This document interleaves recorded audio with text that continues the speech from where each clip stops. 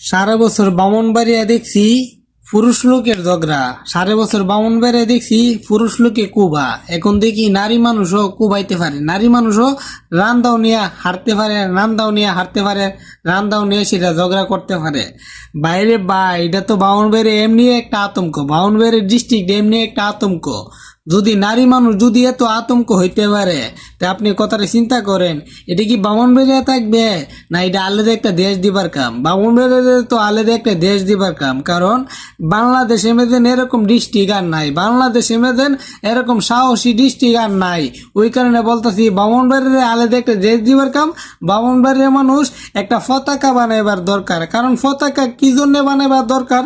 তোমাদের যে সাহস, তোমাদের যে সাহস, তোমাদের যে অর্জন, তোমাদের যে গর্জন, ওই কারণে বলতেছি ব্রাহ্মণবাড়িয়া মানুষকে একটা আলাদা দেশ দিয়ে দেন। দেশ দিয়ে দিলে ব্রাহ্মণবাড়িয়া মানুষে ঠান্ডা থাকবে, ব্রাহ্মণবাড়িয়া মানুষে এত দাঙ্গা হাঙ্গা করবে না। কারণ ব্রাহ্মণবাড়িয়া দেশ যদি হয়ে থাকে কোনো রকম একটা পতাকা যদি বানা নিতে পারে, তাইলে সফল।